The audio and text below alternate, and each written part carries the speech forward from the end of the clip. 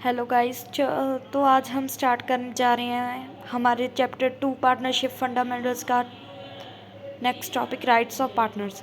सबसे पहला राइट होता है पार्टनर का कि वो मैनेजमेंट में पार्टिसिपेट करेगा। इसका मतलब होता है कि वो सभी डिसीजंस पार्टनर से ही लेंगे और हर एक पार्टनर को राइट होगा कि वो अपने बिजनेस के अफेयर्स को कंसल्ट करे, उसके बारे में जाने।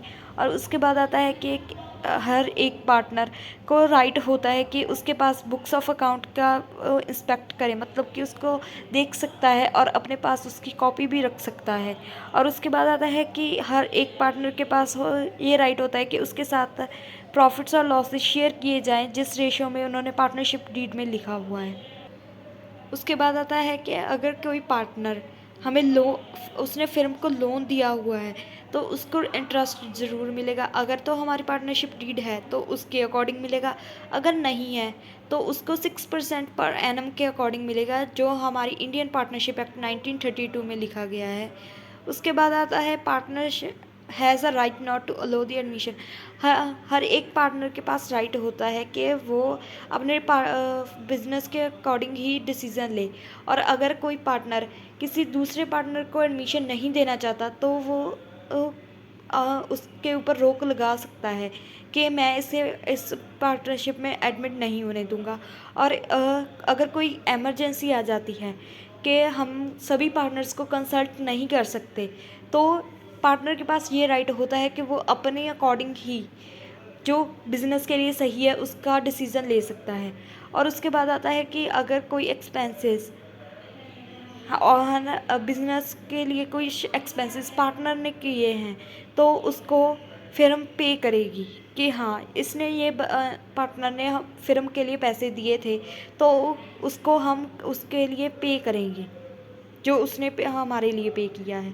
उसके बाद आती है पार्टनरशिप डीड। पार्टनरशिप डीड एक रिटन डॉक्यूमेंट होता है जिसमें टर्म्स एंड कंडीशंस लिखी जाती हैं पार्टनरशिप डीड के पार्टनरशिप के लिए। जैसे कि इसे एक लीगल डॉक्यूमेंट भी माना जाता है जो सभी पार्टनर्स के द्वारा लिखा गया होता है, साइन किया गया होता है। और उसमें कुछ क्लॉज होते हैं जो हमें ये चीज़ें बताते हैं, जैसे कि डिस्क्रिप्शन ऑफ पार्टनर्स, पार्टनर्स का नाम, पता, सभी कुछ। डिस्क्रिप्शन ऑफ फिर्म, फिर्म क्या है, क्या नाम है फिर्म का, ये सभी कुछ। Principal place of business, business किस जगह पे है, नेचर क्या है बिजनेस का, ट्रेडिंग बिजनेस है, मैन्युफैक्चरिंग बिजनेस है, सर्विस बिजनेस है, ऐसी चीज़ें। उसके बाद आती है कमेंसमेंट ऑफ पार्टनरशिप, पार्टनरशिप कब स्टार्ट हुई, ये सब कुछ पार्टनरशिप डीड में लिखा होता है। कैपिटल कंट्रीब्यूशन, किस पार्टनर ने कितनी कैपिटल कंट्रीब्यूट की, वो लिखा होता है। इंटरेस्ट ऑन कैपिटल, कितने परसेंट इंटरेस्ट मिलेगा कैपिटल पे के ऊपर, कितना इंटरेस्ट चार्ज होगा ड्राइंग्स के ऊपर। उसके बाद प्रॉफिट शेयरिंग रेशियो कितनी होगी पार्टनरशिप। उसके बाद इंटरेस्ट कितना होगा लोन के ऊपर, अगर किसी पार्टनर ने लोन दिया हुआ है तो उसको कितना इंटरेस्ट मिलेगा। उसके बाद आता है रेम्यूनरेशन टू पार्टनर्स, अगर कोई पार्टनर कमीशन ले रहा है, सैलरी ले रहा है तो उसको कितने का रेम्यूनरेशन मिलेगी, वो भी लिखा होता है। वैल्यूएशन ऑफ गुडविल, गुडविल किस तरीके से वैल्यू होगी, मतलब कि हमें पता है कि गुडविल की वैल्यू बहुत तरीके के साथ होती है, लिखी जाती है, तो हम उसको भी देखेंगे। उसके बाद वैल्यूएशन ऑफ एसेट्स, एसेट्स की कितनी वैल्यू है। अगर हमारे account of settlement of account, अगर हमारे डिस्प्यूट्स हैं तो उसको किस तरीके से सेटल होगा। उसके बाद अकाउंटिंग पीरियड, हम कैलेंडर ईयर फॉलो कर रहे हैं या फाइनेंशियल ईयर फॉलो कर रहे हैं। उसके बाद आता है rights and duties of partners, partners के क्या क्या राइट्स हैं और उनको क्या क्या ड्यूटीज़ निभानी पड़ेंगी। उसके बाद आता है ड्यूरेशन ऑफ पार्टनरशिप, पार्टनरशिप कितने समय तक चलेगी। बैंक अकाउंट ऑपरेशन, इसका मतलब होता है कि जो हमारे बैंक अकाउंट बनाए हैं हमने, वो पार्टनर के नाम पे होंगे या बिजनेस के नाम पे होंगे, वो क्या होगा। उसके बाद आता है डेथ ऑफ पार्टनर, अगर किसी पार्टनर की डेथ हो जाती है तो हम उसको क्या देंगे, क्या हमारा पार्टनरशिप बंद होगी या हम ऐसे ही पार्टनरशिप चलाएंगे, वो सभी कुछ। उसके बाद आता है सेटलमेंट ऑफ डिस्प्यूट्स, अगर कोई दो पार्टनर्स या सभी पार्टनर्स में कोई डिस्प्यूट्स हो जाती हैं तो उसकी क्या सेटलमेंट होगी, ये सभी कुछ हम पार्टनरशिप डीड में लिखते हैं। उसके बाद आता है provisions affecting accounting treatment in absence of partnership deed. इसका यह मतलब होता है कि अगर पार्टनरशिप डीड ना हो तो हम कौन सी प्रोविजंस फॉलो करते हैं। जो सबसे पहली चीज़ है sharing of profit and losses. हम जो प्रॉफिट एंड लॉसेस होते हैं वो इक्वली शेयर करते हैं अगर पार्टनरशिप डीड की एब्सेंस हो। और उसके बाद इंटरेस्ट ऑन कैपिटल। कैपिटल के ऊपर कोई इंटरेस्ट नहीं होता है, कोई इंटरेस्ट पे नहीं किया जाता कैपिटल।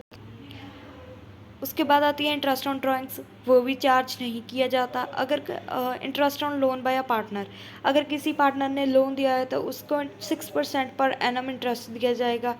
ये होता है कि अगर हमारा चाहे बिजनेस को प्रॉफिट हुआ है चाहे नहीं हुआ है, लेकिन हमें पार्टनर को लोन पे इंटरेस्ट पे करना ही होगा। उसके बाद आता है रेमुनेशन टू पार्टनर्स। रेमुनेशन भी हमें नहीं देते हैं पार्टनर को। एडमिशन ऑफ पार्टनर, अगर हमें न्यू पार्टनर एडमिट करना है तो ऑल पार्टनर्स की एग्रीमेंट होना चाहिए कि ऑल पार्टनर्स एग्री करते हैं कि हाँ न्यू पार्टनर आ सकता है, एडमिट हो सकता है। उसके बाद आता है अगर लाइबिलिटीज़ है पार्टनर्स की तो क्या होता है। अगर कोई पार्टनर किसी कंपटीशन में हमारे बिजनेस को लेकर जाता है और उससे बिजनेस को प्रॉफिट होता है तो वो प्रॉफिट बिजनेस फर्म को दिया जाएगा और वो सभी पार्टनर्स में बटेगा। और उसके बाद आता है अगर कोई पार्टनर प्रॉफिट अर्न करता है खुद के लिए बिजनेस की रिसोर्सेज से तो उसको भी हमारा जो प्रॉफिट है वो भी फर्म को पे करना पड़ेगा। उसके बाद आती है कुछ इंपॉर्टेंट प्रोविजंस जो इंडियन पार्टनरशिप एक्ट में दी गई है अगर पार्टनरशिप डीड ना हो तो सबसे पहली प्रोविज़न है अगर पार्टनरशिप डीड ना हो तो अगर सभी पार्टनर्स एग्री करते हैं कि कोई माइनर जो 18 ईयर से नीचे होता है उसे हम माइनर कहते हैं, वो पार्टनरशिप में एडमिट हो सकता है। और उसके बाद अगर कोई पार्टनर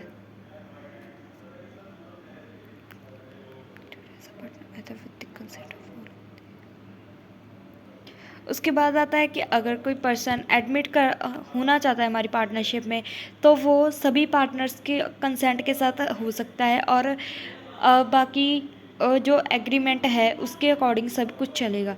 और उसके बाद है पार्टनरशिप में भी कोई भी पार्टनर रिटायर हो सकता है with the consent of all partners और अकॉर्डिंग टू इट्स एग्रीमेंट, जो उसका एग्रीमेंट हुआ है उनके साथ। और उसके बाद आता है जो हमारी पार्टनरशिप की रजिस्ट्रेशन है वो ऑप्शनल है, कंपल्सरी नहीं है कि जो हमारी जो अगर पार्टनरशिप हमने की है तो हमें उसको कंपनीज एक्ट के थ्रू हमें रजिस्टर कराना पड़ेगा, वो कंपल्सरी नहीं है। और unless otherwise agreed bye partners in the partnership the firm. और अगर पार्टनर्स एग्री करते हैं कि हमारी जो पार्टनरशिप है वो ख़त्म हो जाएगी अगर किसी पार्टनर के डेथ हो जाती है तो वो उसके अकॉर्डिंग चलेगा।